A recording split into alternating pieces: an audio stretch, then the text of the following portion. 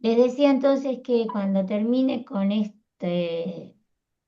digo, parte de la historia que enfocada en las mujeres, me quedan, son tres en realidad que voy a hacer. No hay muchísima información, no crean que las biografías son extensísimas, en realidad es porque fueron mujeres muy importantes que actuaron en un momento de caos en Egipto y que fueron las predecesoras de reinas como por ejemplo Hatshepsut, ¿tá? La famosa Hatshepsut, tanto se habla de ella, que en realidad ella nace de este linaje de mujeres importantes de la dinastía 17. La primera, son tres, les decía, ¿está? Madre, hija, nieta.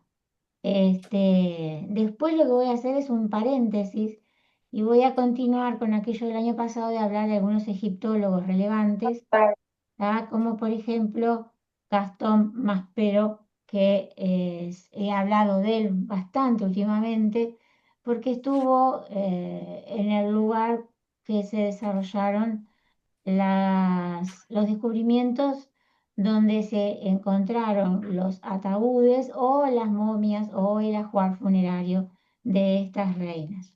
Así que creo que toca más, pero después de las que vimos el año pasado, que en este momento ni me acuerdo siquiera los nombres. Pero tenía ganas de explicar un poco cómo era la egiptología en aquella época. Bueno, la clase pasada habíamos empezado con Tetisheri, ¿se acuerdan? Mm. Que fue la esposa de, eh, Vamos. ¿Vamos a ir primero? no, la esposa de Senastenra. Sí, Ah, sí, Amose sí, fue un descendiente sí. de De ella, la... ahí va, pero en realidad el esposo de ella fue Senastenra, ella era una Tenra, mujer, la gran esposa real. exactamente, la gran La, esposa. la, la, la madre reina, o la reina madre. Sí, la reina madre, podría ser, sí, sí, sí. Eh, Ella vivió a finales del segundo periodo intermedio, o sea, a finales de la dinastía, perdón, 17, y estaba casada con Senastenra, y ella era de origen humilde, o sea, humilde, Dios mío. Qué bella, No era de origen qué noble, bella, no qué significaba que fuera bella. de origen humilde, en realidad. Bien, vamos a recordar el pequeño árbol genealógico que les hice de ella. Sobre todo por el tema de los nombres. De todas maneras, justamente Tetilleri no es un nombre que traiga confusión, pero sí trae a confusión los nombres de sus hijos, porque todos se llamaban muy similares, ¿tá? Incluso sus nietas, la hija de ella tuvo varias nietas y todas se llamaban casi que igual.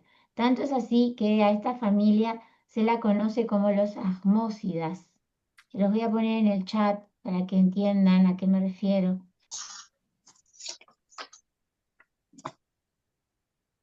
Ahí tienen el nombre, se les llama Ahmósidas porque todos tienen el nombre que empiezan con AH. Y eso hace referencia a una deidad lunar que se llamaba justamente AH. ¿Está? Pues es como los Ramésidas, ¿recuerdan? Los Ramésidas. Es porque todos se llaman Ramsés. Y si nosotros lo pasamos a lo más conocido, podemos hablar de los Luises, porque todos se Sí, llaman Luis, y así sucesivamente. ¿Está? Bien, esta familia reinante, finales del segundo periodo intermedio, comienzo del Imperio Nuevo, entonces se las conoce como Asmósidas. Bien, la primera, que no se llama así, justamente porque no es de familia de la nobleza, es Tetisheri, y su marido era entonces el rey Senastenra Ahmose el Viejo. Ahí ya empezamos con los Ahmose. Entonces voy a buscar como, este pequeño árbol genealógico que les hice la clase pasada.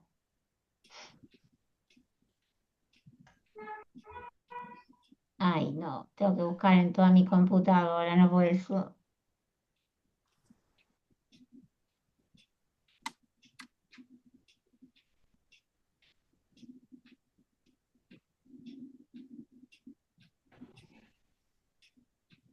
Acá está. Bien, Tetisheri, la esposa de Senastén Ramose, padre de Seqenenratá, Ajotep.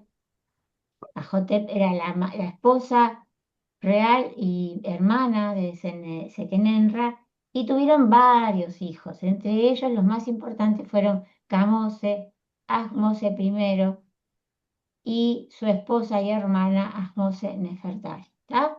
Bien, eso es el árbol genealógico que dije que se los iba a pasar y por supuesto me olvidé. Si ustedes no me hacen acordar, yo tiendo a olvidarme de algunas cosas, como por ejemplo llevar los lentes de leer a la clase. Eso es algo que no lo retengo, por lo tanto, si no me hacen acordar, Andrea, acordate que nos dijiste que nos ibas a pasar tal fotografía, yo no se los paso. Bien, ¿se acuerdan entonces que ella fue la primera en utilizar esta especie de tocado que pertenecían a las esposas reales? ¿Ah? No era una corona, era una especie de tocado en forma de buitre. Acá tenemos un detalle del sarcófago de su hija, la reina Ahotep. Y acá tenemos un retrato, una pintura mural de su nieta, la reina Ahmose Nefertari. Todas las tres que vamos a ver, justamente, ¿verdad? Tetisheri, Ahotep y Ahmose Nefertari, vamos a ver, son las tres reinas que vamos a ver. Vimos esto, el cenotafio, ¿se acuerdan? Tumba Mm. falsa. ¿Cómo? Perdón. ¿Qué pasó? ¿Qué pasó? ¿No se entendió algo de lo que dije? Bueno, sigo. Eh, Su nieto, el rey Ahmose I, en la necrópolis de Abidos, se manda a construir una especie de complejo funerario. No, él no estuvo enterrado ahí, en realidad era un complejo funerario más tirado a lo que es estoy ¿Cómo mal. estaba? No era real el complejo funerario, o sea, era más bien ¿Tumba falsa? religioso que otra cosa. ¿Eh? ¿Una tumba falsa? Una tumba falsa, exactamente. Él se manda a construir un cenotafio, uno para él y una para su abuela. Y acá vemos la pirámide, porque los cenotafios tenían diferentes formas. En este caso, él elige construir entonces una pirámide como cenotafio para su abuela. Esta pirámide fue reconstruida, solo los cimientos, porque en realidad no se encontró más nada que los cimientos, pero los podemos ver acá en esta foto. Este, Tenía una entrada y algunas diferentes habitaciones, por decirlo así. No se sabe cómo era, si era toda hueca o en realidad es bastante desconocido este cenotafio. ¿Tá? De Tetisheri sabemos que tuvo 12 hijos. Este, Y como era costumbre en Egipto, dos de ellos se casaron entre sí, o sea, Sequenenrata, el que murió luchando contra los hijos, y su esposa Hotep eran hermanos. Este, bueno, de Sequenenra ya sabemos, porque ya hablamos en clase, aquella momia toda con aquellas heridas, ¿verdad? Por la lucha contra los Ixos, eso ya lo vimos de Tetisheri, su madre, para que quede claro, estamos viendo entonces cómo se fue desarrollando su vida y llegamos más o menos por acá, ¿verdad? Donde se encuentra en este complejo, digamos, funerario, en este cenotafio, se encuentra la famosa estela de Tetisheri. La pirámide no era tan pequeña, ¿verdad? Tenía 21 de lado, 21 por 23. No era un cuadrado perfecto, pero era bastante grande. Lo que no se sabe es la altura. Y vimos también esta otra foto que es de frente, ¿tá? Para que vean cómo era la entrada al cenotafio. Y la pirámide de cenotafio de Ahmose, su nieto, que es este montículo de tierra, porque obviamente algo pasó que no fue, fue casi que destruido totalmente, en comparación con la de su abuela, que dentro de todo estaba reconocible que era un edificio. Esto parece un montículo de cascotes, nada más. Bien. Les había dicho que dentro del cenotafio de Tettigeri se habían encontrado diferentes objetos. Nunca más encontré la foto de cada objeto, pero se encontraron varios ánforas, ¿tá? Escarabeos, como este que está acá. Disculpenme un momento. Hola. Hola. Sí, sí, creo que sí. Dale, le digo a Nelson porque yo estoy en clase. Dale, dale, chao.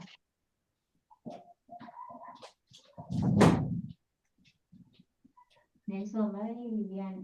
Tenés que cobrarle 703 pesos y hay cambio ahí en el número. ¿Está? ¿Vas a entrar? Yo voy a buscar Ya viene, ya viene. ¿Vas a entrar? Bueno.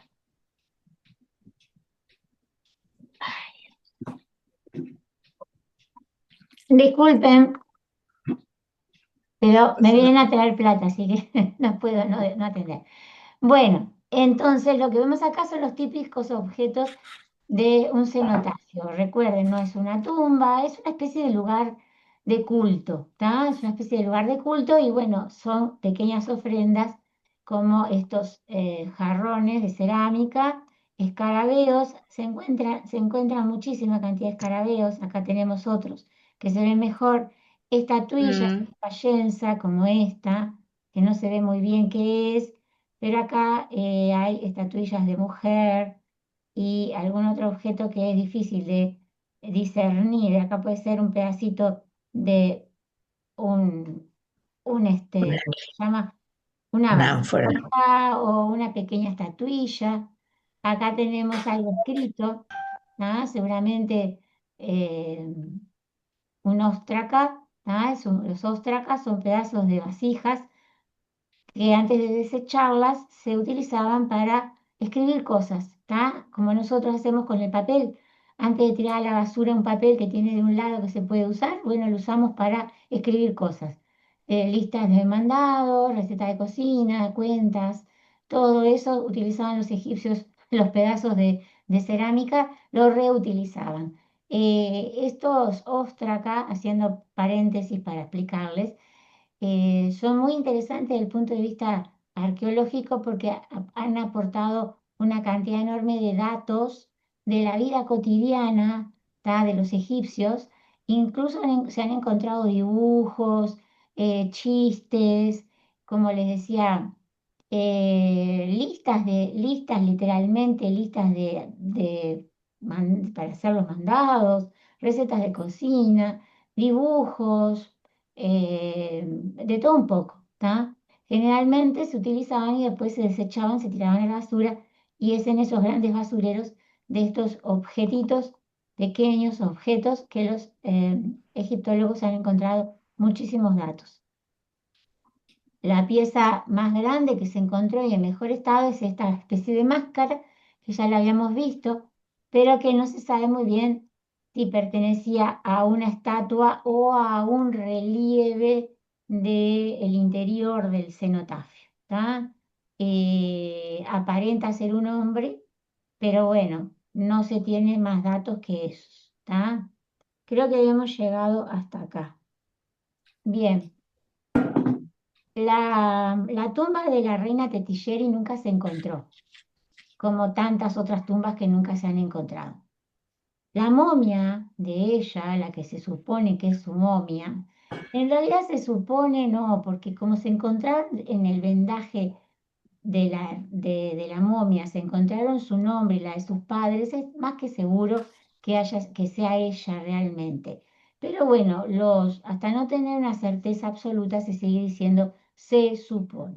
De todas maneras, este es el famoso escondrijo real de Deir el-Bahari que yo les contaba el otro día, que se conoce con el nombre de TT-320 por significar tumba Tebana. tebana, y que antes se conocía como DB-320, que significa Deir el-Bahari. Están todos en el mismo lugar, ¿verdad? En la necrópolis, en las grandes necrópolis tebanas. Deir el-Bahari es una especie de circo natural donde está el famoso templo de la reina Hatshepsut. Justamente así es como se ve este foso, ¿tá? Esto no es una tumba, es un escondrijo donde los egipcios antiguos transportaban las tumbas de sus antepasados cuando sus propias tumbas necesitaban reacondicionamiento o habían sido violadas en forma reiterada y había desaparecido todo su ajuar funerario o prácticamente todo su ajuar funerario, entonces trasladaban lo que quedaba a estos escondrijos reales. Se conocen con el nombre de cachet también, como si con doble T o caché en español, pero la forma más sencilla es llamarlo escondrijo real, ¿tá? Y son fosos. Al final de este foso hay una galería en forma de T, ¿tá? Y ahí fue donde se encontró entonces en el año 1881, justamente por un equipo de este arqueólogo que yo le estaba nombrando hoy, Gastón Maspero, se encontraron una gran cantidad de momias y una gran cantidad de sarcófagos pertenecientes todos a miembros importantes de familias reales de varias épocas de Egipto, sobre todo a partir del segundo periodo intermedio, Imperio Nuevo y un poco posterior, se encontraban en este lugar. Bien, la momia, Pero, ¿sí? yujú, Hola, se ve que, digo, sí, cualquiera lo ve así, un pozo, es un pero pozo, que tenga después una L, digamos, es muy inteligente y muy posible que no hayan llegado a esa parte de la L. ¿Tá? O en- sea, porque vos lo ves así, decís, un pozo. No, acá mirás no para hay nada, abajo, sí, no hay nada. exacto. Digo, capaz que ellos eran más vivos que yo, ¿viste? Pero bueno, ah, nunca se sabe. Soy un poco No, nunca parcial. se sabe, ¿no? Lo curioso de este pozo, como bien dijiste vos, Beatriz, tiene una historia interesante. En realidad, lo redescubrió Maspero en 1881, pero ya había sido descubierto por una familia de ladrones. ¿Ah?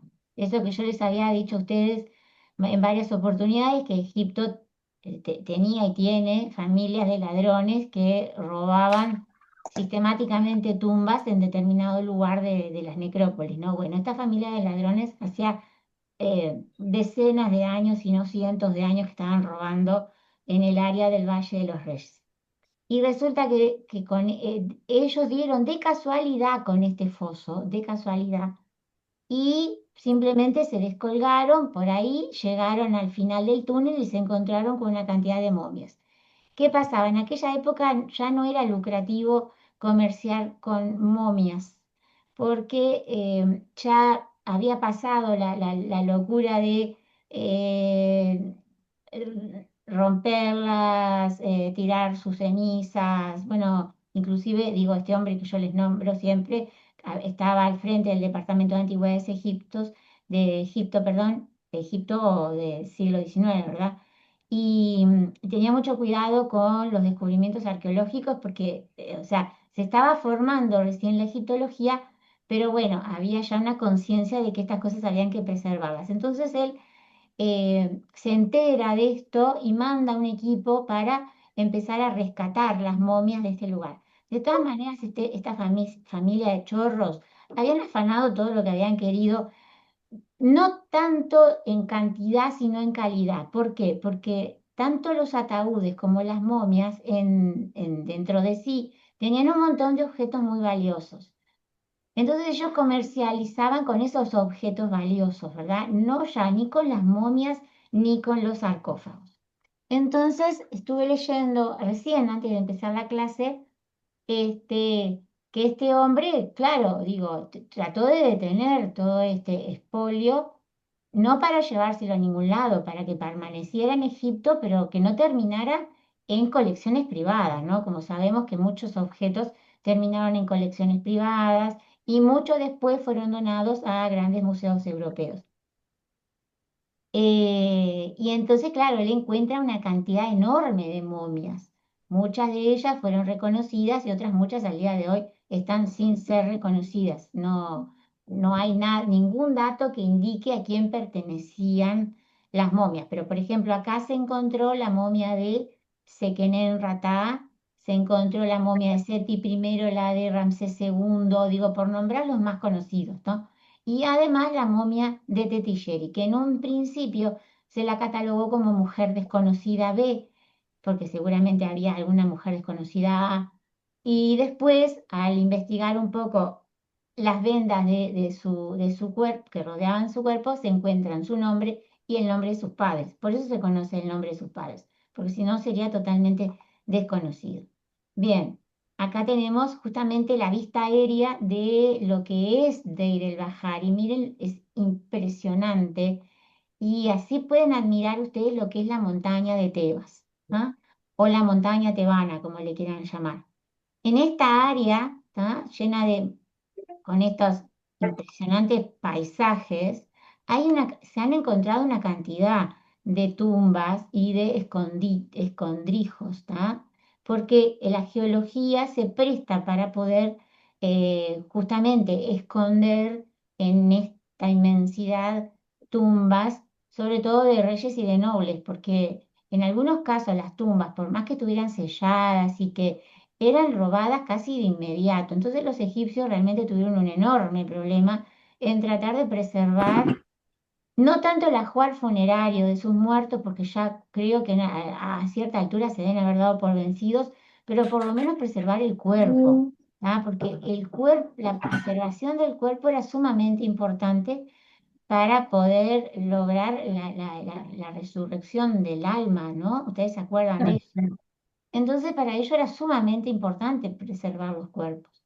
Y tuvieron una lucha realmente encarnizada con los ladrones. Incluso en estas ostras, acá en estos pedazos de cerámica que yo les estaba contando hoy, hay una muy interesante que cuenta cómo descubrieron a un ladrón de tumbas. Estoy hablando de durante el reino, el imperio nuevo, la época que vamos a empezar a estudiar. Un ladrón de tumbas que fue encontrado, fue arrestado, digamos, por la policía de las necrópolis, porque en las necrópolis había policía específicamente para evitar eso, ¿verdad? Y el pedacito de cerámica cuenta cómo lo arrestan, cómo lo interrogan y cómo él termina confesando todos los robos que había llevado a cabo. Por supuesto que los ladrones de tumbas tenían la máxima pena capital para los egipcios, que era grosso, como en aquella época, no solamente que los colgaban, ¿cómo se dice?, les cortaban la cabeza, sino que lo dejaban durante tiempo ahí pudriéndose al sol para que sirviera de ejemplo. De todas maneras, nada de esto sirvió, porque ya les digo, finales de 1800 y todavía había familias de ladrones que se dedicaban a robar. Bien, Sí. para que se hagan una idea entonces de lo que es el Deir el-Bahari, y acá se encuentra justamente el templo funerario de la reina Hatshepsut, y acá hay otros dos templos funerarios este es anterior a ella, es de Mentuhotep II, un faraón del Reino Medio, y en este momento no me acuerdo. De todas maneras, no están en muy buen estado de conservación. El de Hatshepsut sí, pero además fue reconstruido porque es el más grande y bla, bla, bla, y todo el mundo va sube por las rampas, se saca fotitos y etcétera, etcétera. Pero para que vean qué belleza que es esta parte del desierto egipcio, ¿verdad? Creo que nadie si no ve una foto y si yo les digo las montañas no se hacen una idea, ¿no? Y no, no, no, no. No. Por eso busqué esta fotografía, porque yo les hablo de la montaña tebana, la montaña tebana, los escondrijos en las Nunca rocas. se me ocurrió que podía ser así. No, por eso es que justamente traje la fotografía. Hay muchas fotos, pero creo que esta es una de las más bonitas. Y acá atrás, atrás de esto está el Valle de los Reyes. Acá atrás de esto está el Valle de los Reyes. Bien, esta es desde arriba cómo se ve justamente, vieron estas montañas, ¿verdad? Cómo se ven estas partes, sobre todo estos tipos de acantilados, por decirlo de alguna forma, cómo se ven desde arriba. Fíjense que inclusive hay huecos naturales entre medio de las rocas. Acá no hay más nada que roca suelta, no hay absolutamente nada. Por lo tanto, también es muy difícil caminar sobre ellas, es difícil excavar porque hay riesgo de derrumbe, ¿ah? Porque acá no hay nada a no ser la propia roca, pero es material, es una roca muy quebradiza, ¿ah? Como pueden apreciar, es fácil de darse cuenta en la foto, que son como trozos de lajas, ¿ven? Miren, miren Mm. esto lo que es. Son como trocitos, no es una roca como las nuestras, antiguas, lisas, que podés caminar tratando de no resbalarte, pero acá te tropezás con los pedazos de roca todo el tiempo, porque además no tienen cobertura de suelo, no tienen vegetación, mismo el clima del desierto favoreció que se quebraran. Entonces es muy complicado de caminar por acá arriba, de excavar y obviamente de acceder a estos escondrijos.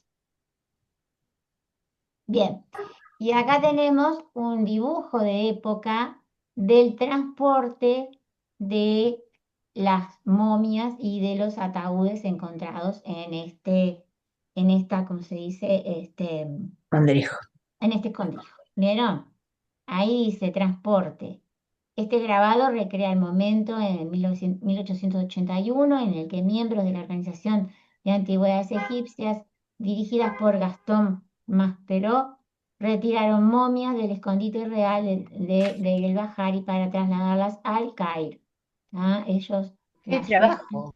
las llevan al Museo de las Momias, creo, una cosa así, o a una dependencia especial del museo, del antiguo Museo del Cairo, y ahora no sé dónde están, no les pude seguir la pista, porque como hicieron tanto cambio de cosas, en este momento creo que hay un museo de momias reales, pero no sé si están allí estas o están directamente guardadas en alguna bóveda y más nada.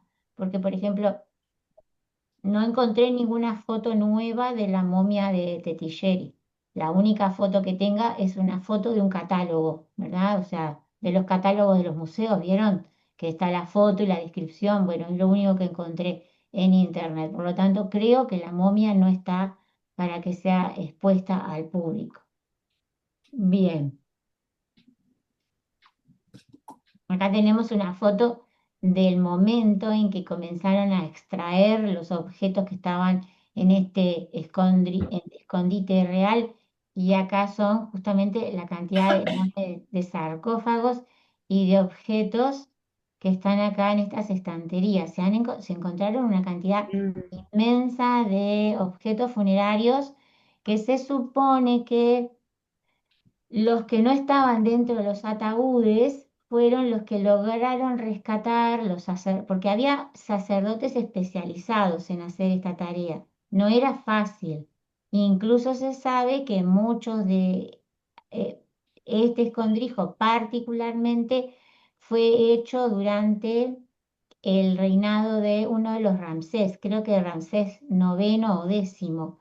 Eh, y se conoce un poco la historia, ¿verdad? Como yo les decía, cuando alguna tumba tenían que eh, arreglarla o que se había inundado, o corría peligro de derrumbe o había sido expoliada. Entonces los faraones mismos cambiaban entonces los cuerpos y en el caso de que hubiera lo que quedara del ajuar funerario, que justamente lo vemos acá atrás.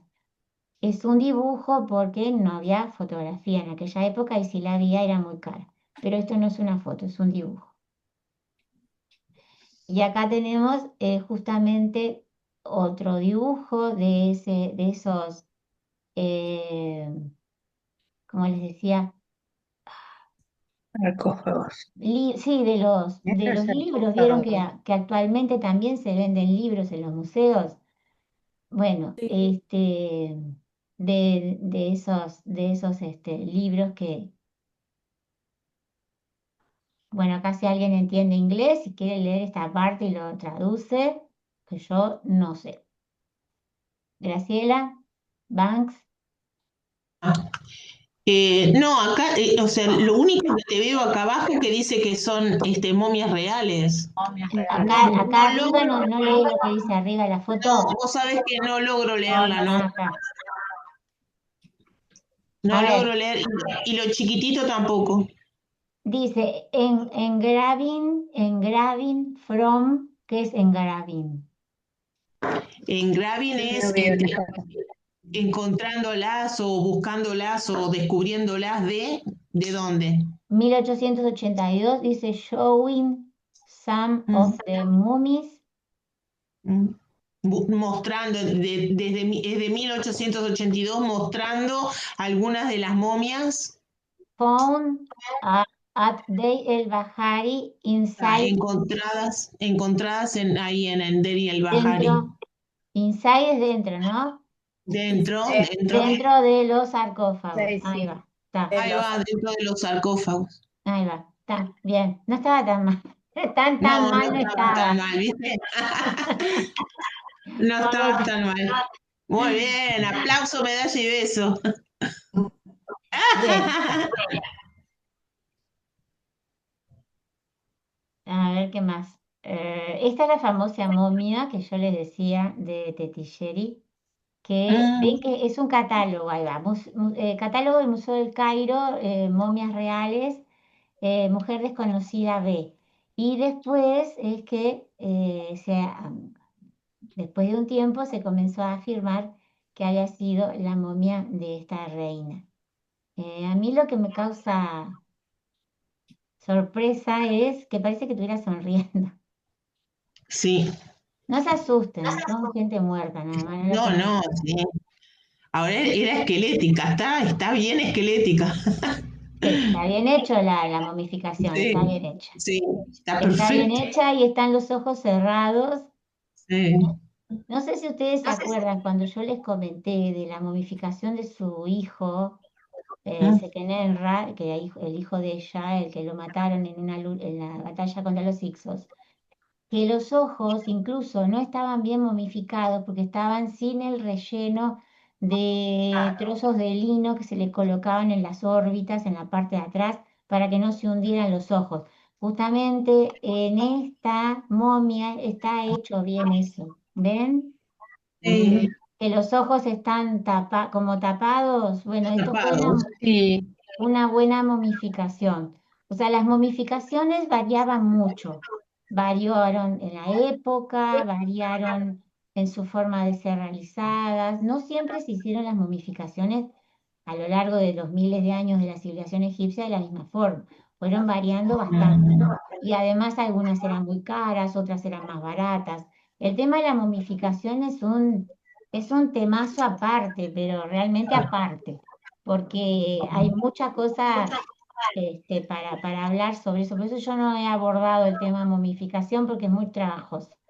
A pesar de que prometí de que este año lo iba a tratar de hacer, pero no creo que sea posible. Bien, Teti Sherry, este, am, acá lo encontré. Finalmente, yo les dije que había muerto muy, muy anciana, ¿no? Que la momia Sí. revelaba que tenía más de 60 años cuando falleció. Descansa junto con las otras momias reales en el Museo de la Civilización Egipcia del Cairo, aunque un poco alejada de su amado nieto Ahmosis, cuya momia se encuentra en el Museo de Luxor.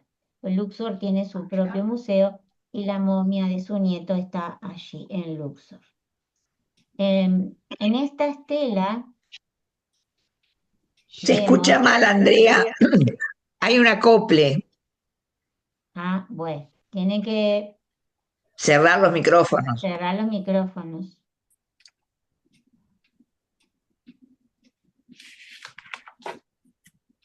Sí, ahí había 2 micrófonos abiertos, 3 micrófonos abiertos. ¿Cómo anda Silvia? Bueno, había 4 micrófonos abiertos, como para no ver acople. Bien, vimos que el conocimiento que tenemos de Tettigeri no es, como yo les decía, no es que se sepa absolutamente todo, como de algunos faraones que se sabe de cuándo nacieron y todo. De Tettigeri no se sabe cuándo nació, más o menos se calcula su muerte en el año 1541 a.C. Y lo que sí se sabe es que tuvo mayor poder que otras reinas egipcias durante la época, ¿verdad? Si bien las inscripciones y las dedicaciones a la mayoría de las reinas son muy formales y no aportan mucha información específica, las reinas justamente de finales de este periodo de la dinastía 17 son un caso aparte. Por ejemplo, la reina Hotep, la hija de Tettigeri, fue descrita en una estela que se le dedicó a ella en el Karnak como una que se preocupa por Egipto, ha cuidado de sus soldados, lo ha protegido, ha rescatado a sus fugitivos y reunido a sus desertores, ha pacificado el Alto Egipto y expulsado a sus rebeldes.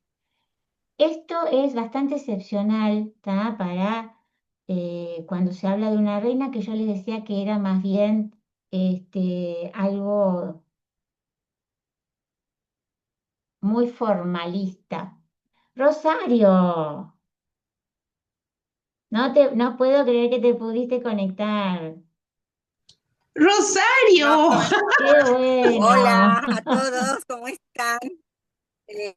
Sí, me acabo de dar cuenta que podía conectarme por el horario, porque como Claro, acá son 2 horas menos que ahí, olvídate, Rosario, dónde estás en el mundo.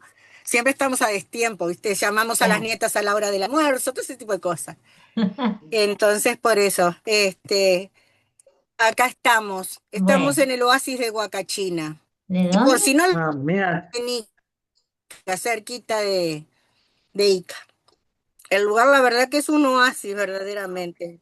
Bueno, está más o menos. Oasis de Huacachina, búscalo. Bueno, lo busco. Después, Dale. cerca de Nazca, pero son 100 y pico de kilómetros de Nazca. ¿Tá? Está. Ya les mandé no sé si mandé en el grupo, también mandé fotos, así que están Sí, todos completitos. la miré por arribita, por ahí ¿Tá? no No, tuve. seguí explicando de Ajotep. Dale. Hola, gordita. Eh, no, me Que vi a perdí, Graciela. disculpen, que eh, hubo una dedicatoria a la reina Estabas hablando de Ajotep. ahí va, de su hijo, que habla en términos no usuales, ¿verdad? O sea, como les decía, una reina que evidentemente trató de mantener unido a su pueblo mientras su hijo luchaba para expulsar a los Ixos. Es una, como les decía, una descripción bastante excepcional. Eh, bien. Pero estábamos hablando de Tilleri. Lo que pasa es que la vida de estas 3 mujeres, la madre, la hija y la nieta, están muy unidas porque Tettigeri vivió muchos años. Y no se olviden que se casaban muy jóvenes y tenían hijos muy jóvenes, por lo tanto, abarcaban varias generaciones cuando una persona vivía mucho tiempo. Entonces las vidas de ellas están mezcladas en algún punto, razonablemente, porque Tetilleri fue casi que la matriarca de esta familia que yo les nombraba hoy al comienzo, los Ahmósidas, ¿verdad? Este, tras la muerte de Tetilleri, la que ocupó su lugar en este tipo de matriarcado fue justamente su hija Ajotep. Y cuando muere Ajotep, lo hace su hija, o sea, la nieta de Tetilleri, que justamente se llamaba Ahmose Nefertari. Entonces también, digo, estaba bueno para mí, digo, hablar de las tres reinas. Y justamente está Nefertari, que muchos la confunden con la otra, que no tiene nada que ver, porque por el nombre igual. Participó en los proyectos de su marido, que ya era el faraón Ahmose I, o sea, el fundador de la dinastía número 18, y fue la que impulsó, digamos, la construcción del cenotafio para su abuela, porque de última era también su abuela. ¿Se acuerdan la que vimos de la pirámide? Y la honra con un nuevo título, esposa del dios Amón. Y retengan esto porque es sumamente importante, porque este título es sumamente prestigioso, o fue sumamente prestigioso, y le otorgó al cargo bienes y tierras y al cargo, no la persona, ¿tá? Si la persona no tenía ese cargo, no obtenía los bienes. Este, pero fue algo sumamente importante. Incluso no solamente Tetilleri ostentó el cargo de esposa de Amón, sino que también su hija Jotep lo ostenta cuando se retira de la vida pública, por decirlo en términos modernos. ¿Tá? Pero eso lo vamos a ver cuando hablemos de Jotep. Lo que otorga este título de esposa de Amón, no sé si se darán cuenta ustedes que en realidad era casi como, era una figura casi parecida al del Papa. ¿Está? Casi parecida al del Papa, para que tengan idea de la importancia del cargo. No se olviden que Amón fue en esta época el dios que empieza a despegarse del resto porque estaba unido a esta familia y ellos veían la lucha contra los Hicsos como un mandato divino. ¿Tá? Entonces, que estas reinas sean esposas del dios Amón, significaba que era algo más importante aún que ser esposas reales. O sea, era un cargo sumamente importante que anteriormente en la historia de Egipto nunca se le había concedido a una mujer. ¿Tá? Digo, lo comparé como el Papa para que tengan una idea, porque si no lo comparamos con algo que ustedes conocen, creo que se pierden un poco de la real importancia de este cargo. Bien,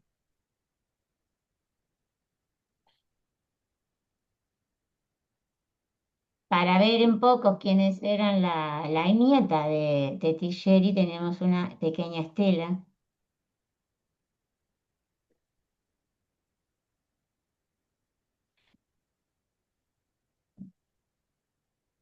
A ver, acá. ¿Ah? Acá tenemos a la reina, a la nieta de Tetilleri, la reina Amose Nefertari, y a su hijo Amenhotep I, que es uno de los reyes más importantes de la dinastía 18. Esta dinastía vamos a ver que tiene un montón de faraones sumamente conocidos, la mayoría de los faraones del Imperio Nuevo son muy conocidos. Amenhotep I incluso fue tan importante que quedó elevado al rango de divinidad en una época cuando los faraones ya no eran divinizados, sí lo habían sido durante el reino antiguo, pero ya no lo eran, y ellos quedaron, tanto ella como su hijo, fueron eh, como es, venerados por los trabajadores de la aldea de Deir el Medina, aquella aldea donde habitaban justamente los trabajadores del Valle de los Reyes, que yo también se los conté esto. ¿Se acuerdan? ¿Sí? bien, está. Si me dicen que se acuerdan, entonces yo lo paso por alto. Una pregunta, André. Sí, ¿Viste que la reina está pintada de negro también sí, esta? ¿Es la misma es la que la misma, otra? sí, Ah, mira, es la misma de la pintura de que les mostré hoy temprano. Sí. sí, me llamó A la ella atención, ¿eh? digo, capaz que es otra, no, pero es ella. A ella generalmente la pintaban de color negro la piel. En vez de blanco, Ujú, como tenían que, como se pintaban las mujeres, a ella la sí, por pintaban de eso. color negro. ¿Alguien leyó la clase pasada el porqué del negro? ¿O lo leyeron acá? Ah, eso ya no me ¿No? acuerdo. Tenía algo que ver con el rango de la persona. Ah, Pensé que se había que era muy leído. importante, al contrario de que uno parece que es para la muerte y al contrario es como una Ahí va. divinidad o... Exacto, sí, tenía que ver tenía que ver con el limo que deja el Nilo al retirar Ah, sus el río aguas, tenía Nilo. que ver con eso, el color negro en la piel.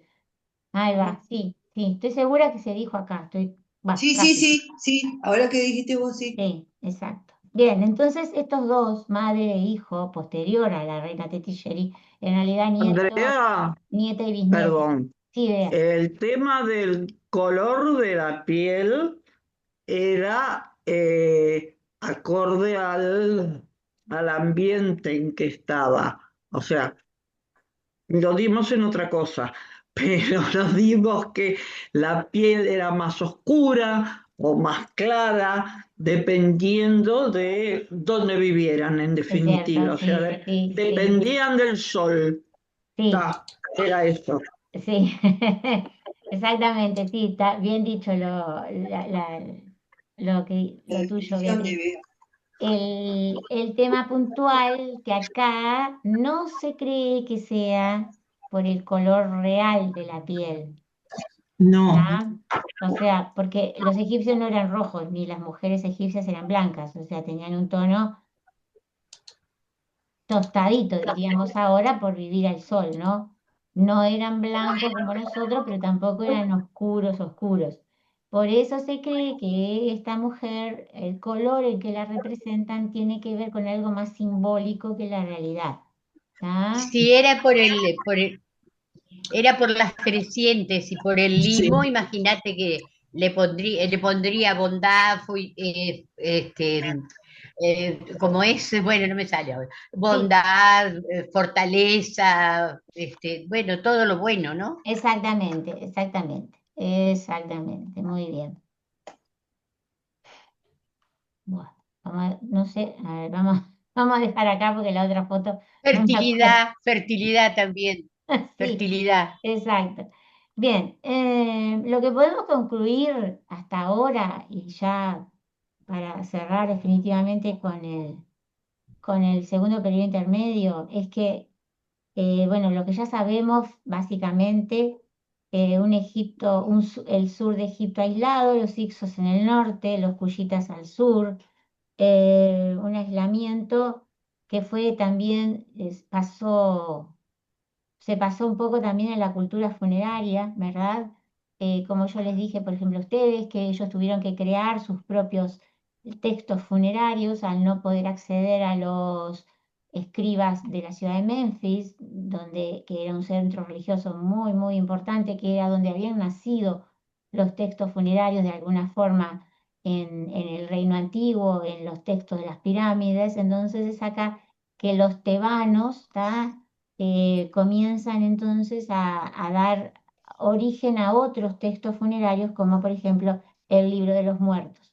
Y otros, ¿tá? Hay muchos, el libro de los muertos, el libro de las 12 puertas, el libro de la vaca sagrada, eh, el libro del Amduat, tenían muchísimos, muchísimos. Complejizaron y diversificaron muchísimo la parte espiritual. Y bueno, pienso que también el color de la reina Amosen Nefertari tuvo que ver un poco con todo eso.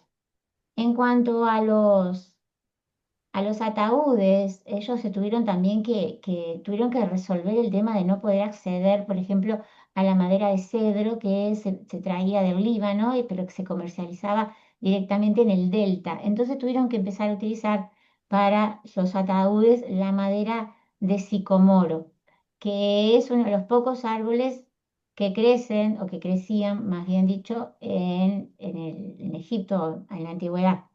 Este, la calidad de los ataúdes de sicomoro no era la misma calidad que un ataúd de cedro, digo, cualquiera puede imaginarse lo que podía ser un ataúd de cedro. Bueno, la calidad de estos ataúdes, por más que se quiso este, mejorar lo más posible, no se logró, pero bueno, después Egipto, Andrea, sí, ¿me escuchás? sí te oigo.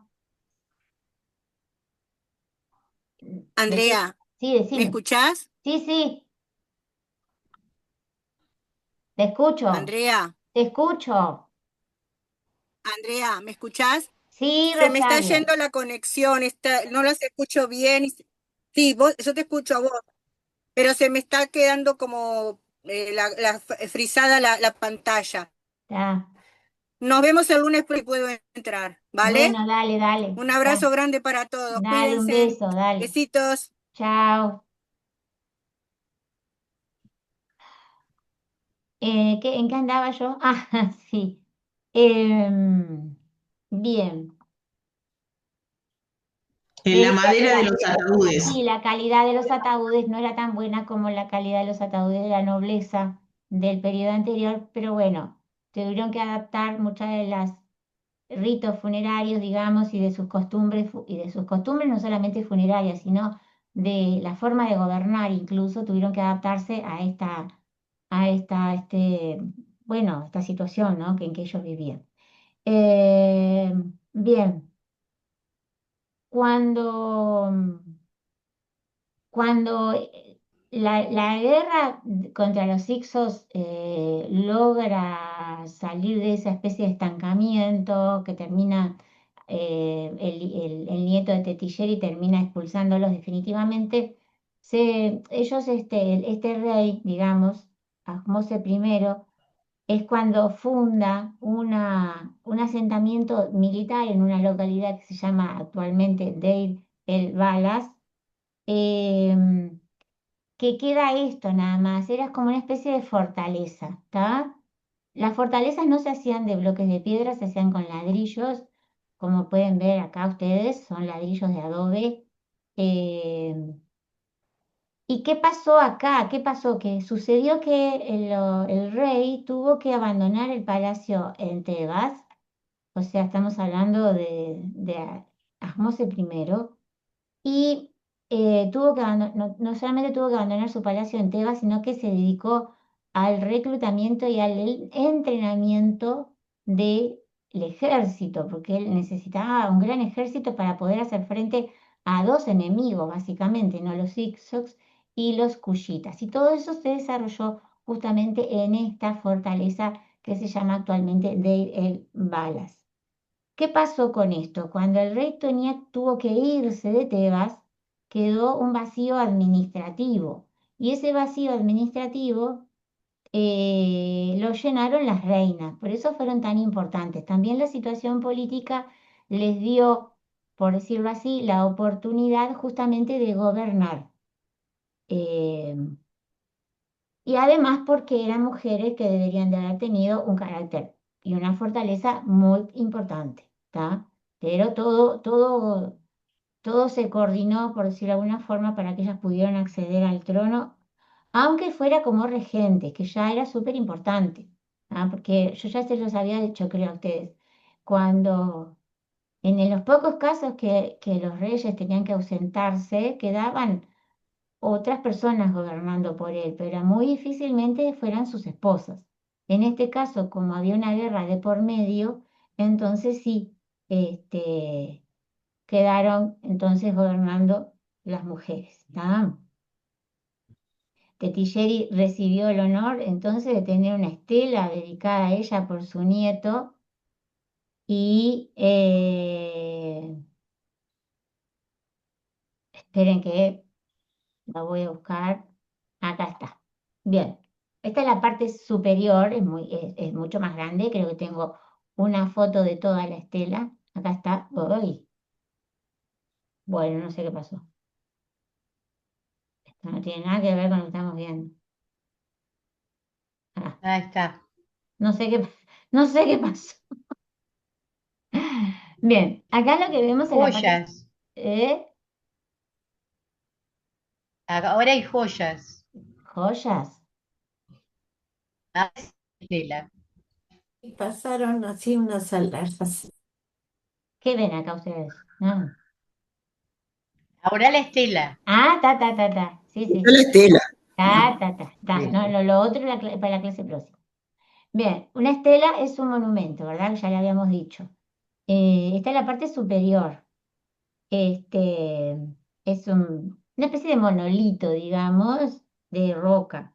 Siempre utilizando rocas finas. En este caso, la mayoría de las estelas están hechas con piedra caliza para darles esa tonalidad blanca o rosada muy pálida, y se colocaban generalmente en los cenotafios o en el templo de Amón en Karnak.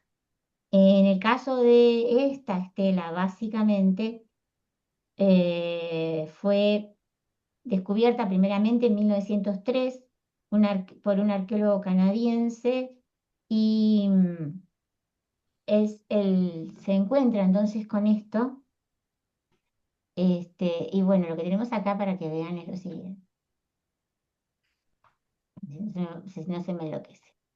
Primero, la división perfecta que hacían los egipcios de su escritura, trazando una línea imaginaria en la mitad del monolito, era igual hacia un lado y hacia el otro. ¿Tá? En este caso, está la reina sentada en un trono y exactamente es igual hacia ambos lados. Todo es idéntico, hasta el más mínimo detalle. ¿Tá? Tenemos a la reina en un trono, con una flor de loto en la mano, una mesa de ofrendas, ¿tá? Adelante de ella, y acá tenemos a su nieto, Asmose, ¿tá? Que es el que le está ofreciendo, digamos, todo esto. Seguramente ella ya estaba muerta, porque estas mesas de ofrendas son utilizadas sobre todo en los templos funerarios. Se supone que estaba fallecida porque es muy difícil ponerle la fecha a un monumento de piedra. Bien, lo que significa es eso. Acá tenemos varios cartuchos del nombre de ambos. ¿Ah? Era muy raro que el nombre de una reina estuviera dentro de un cartucho. Entonces acá también podemos decir la importancia de ella. Reconocemos varios de los nombres, por ejemplo, hijo de Ra acá, el Serej de Horus acá, el nombre de Horus acá. Seguramente acá hacen referencia a alguna ciudad, porque este es el símbolo de una ciudad, quizá a Tebas, ¿verdad? Y acá abajo, por ejemplo, también tenemos más cartuchos, seguramente el nombre de Asmose, hijo de Ra, señor de las dos tierras, y bueno, otra serie de cosas que yo soy incapaz de leer. Alguien está poniendo rayitas azules, no sé cómo hace, pero no sé qué está pasando. Bien.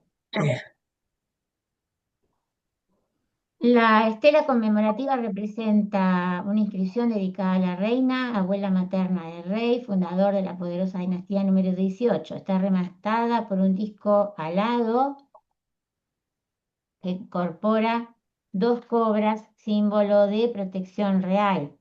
La imagen es especular, que significa que es prácticamente idéntica de un lado y del otro, como si lo miráramos en un espejo, en donde el rey hace ofrendas a la reina. Ella está sentada en un trono sobre un estrado, es que te quedemos acá, sosteniendo en sus pasos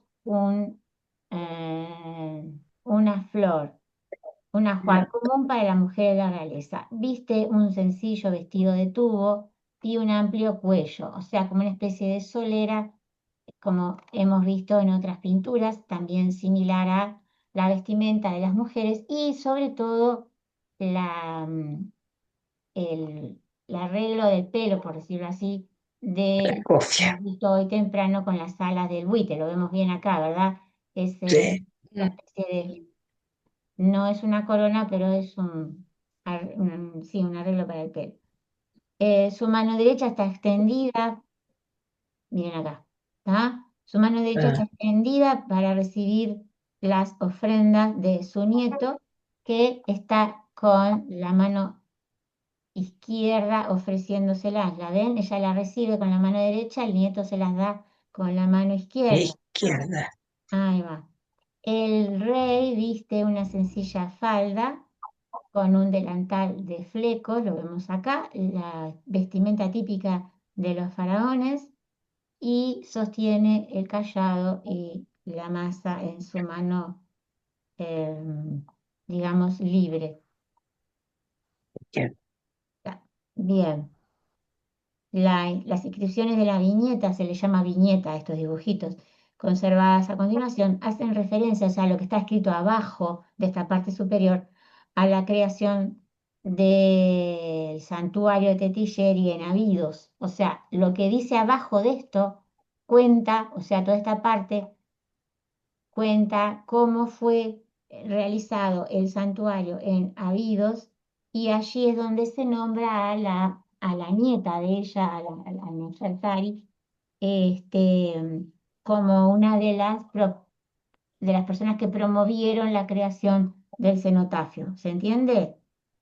En este texto de acá abajo se nombra a no solamente a la reina, a su hija y a sus nietos, sino que también dice como que su nieta fue una de las impulsoras de la construcción del cenotafio. Y dice, ahora ha sucedido que su majestad, sentada en la sala de audiencias, rey del Alto y Bajo Egipto, hijo de Rasmos y primero que le ha dado vida junto a la princesa heredera, grande en favores, grande en consideración, hija del rey, hermana del rey, divina consorte, gran esposa real, Asmosi y Nefertari. Fíjense en los títulos que tenían, ¿no?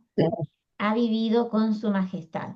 Uno habló con el otro, buscando protección para la fallecida. ¿Tá? Acá dice que evidentemente Tetiller estaba muerta ya, para presentar ofrendas en su altar, para enriquecer la mesa de las ofrendas al principio de cada estación.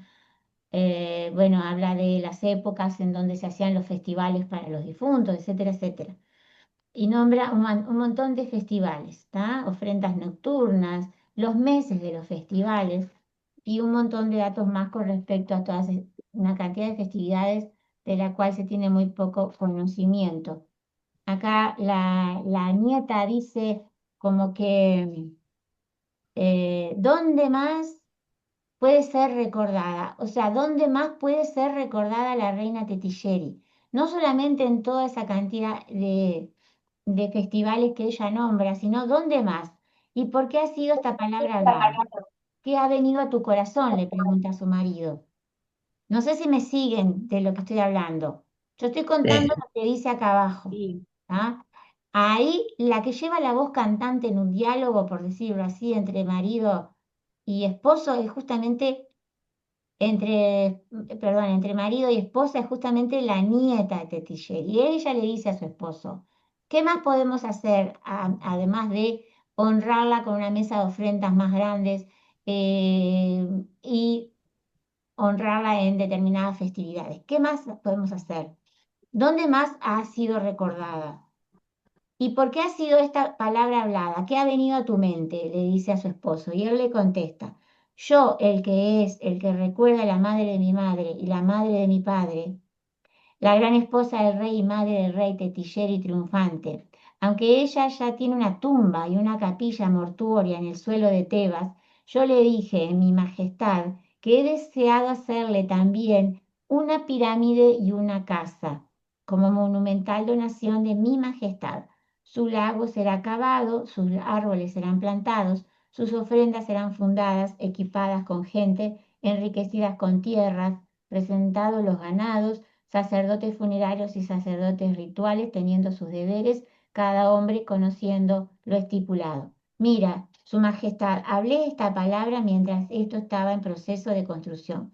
Su Majestad hizo esto porque él la ama enormemente, más allá de todo. Nunca ninguno de los reyes pasados gustó de hacer algo semejante por sus madres. Mira, Su Majestad extendiendo su brazo y reclinando su mano, él pronunciando para ella un rezo funerario. Yo sé que para nosotros es muy entregado esto, pero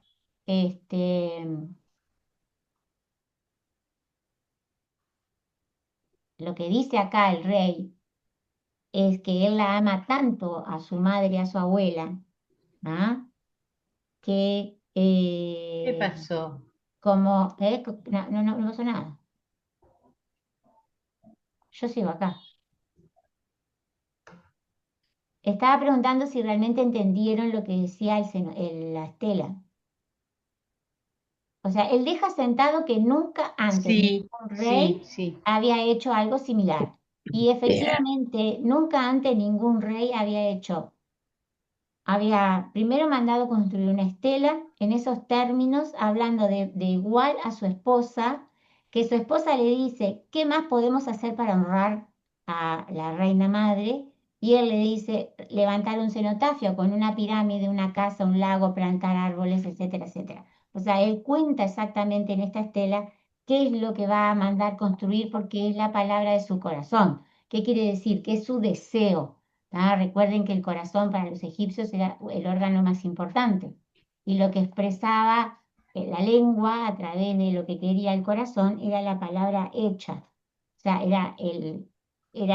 lo que uno realmente quería.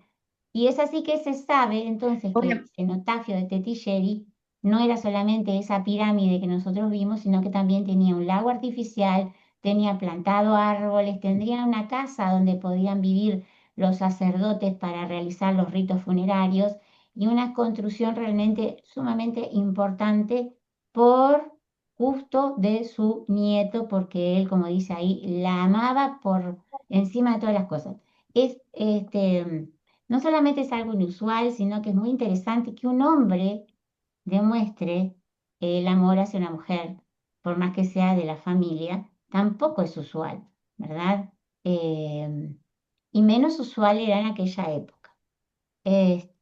Bien, ¿alguna pregunta? ¿Les quedó claro la importancia de esta reina? Y la importancia de la reina no solo en su momento en el que vivió, sino más allá del momento en el que vivió, ¿verdad? O sea, la huella que dejó en su familia. ¿Quedó claro todo esto? ¿Sí? Sí, una mujer importantísima, importantísima. Sí, Familia y para Egipto, exactamente, exactamente. ¿Alguien quiere aportar algo? amadísima, ¿Cómo, Anabel? amadísima por Sí, todos. exacto, muy amada, exacto. Y lo mismo pasó con su hija y con su nieta. Su hija está considerada actualmente como una especie de reina guerrera, porque también recibió honores totalmente fuera de lo usual para la época. Eh, una condecoración militar y en su ajuar funerario se han encontrado hachas de guerra decoradas, no para luchar específicamente, pero más bien decorativas, pero Claro, hachas al fin, ¿no? Entonces como que realmente nos da la pauta de que cuando se habla de otras reinas importantes, no salieron de la nada, ¿no? Como que realmente fue una familia de mujeres muy fuertes, acostumbradas a gobernar y acostumbradas un poco a tomar en sus manos el destino no solamente de su país, sino también del futuro de su país. Y bueno, todo esto entonces se refleja en esta estela dedicada a la reina Tetilleri. Bien, si no tienen ninguna otra pregunta, terminamos por acá. ¿O algo que quieran aportar? Decime, Gabriel. No, que dice, Ahmose dice, cuando describe todo lo que va a hacer por su abuela y describiendo ese cenotafio con el lago, con los no sé qué, Dice, a pesar de que ella ya tiene su lugar. Exactamente, a pesar de que ella Sí. ya tiene su lugar. Sí, muy Que, bien. que no es el escondrijo donde apareció la momia. No, quiere decir que Claro. ella tuvo su tumba. Sí. Ella tuvo su tumba. Probablemente haya sido la necrópolis de Drabu el Naga, que era donde se enterraban los nobles en esa época, pero no se ha encontrado, ¿verdad? No se ha encontrado. Pero bien, sí, lo que tú dijiste es exacto. Yo les voy a subir la ficha esta que se llama Las Reinas Tebanas primera parte. Lo que está escrito en cursiva, recuerden que es transcripción, o sea, yo sé que la lectura es rara porque parece que hablan en primera persona y después parece que hablan en tercera persona y hay que leerlo más despacio de lo que yo lo leí, pero básicamente es lo que dijo Gabriel. Y es una transcripción fiel de los jeroglíficos. Eh, cuando tenga tiempo, no sé si hoy o mañana, quizá mañana, les subo esto y les paso entonces las dos cosas, la grabación y la Bueno, carpeta gracias. al Drive, ¿vale? Bueno, y Gracias. nos vemos la semana que viene. Gracias. Bueno, un Tú beso hasta dentro de para 2 todos. semanas, no. No, Chao. ya sé que no, ya sé que Beso no. para todos. Bueno, un beso grandote, buena Chao, semana chao. para todos. Chao.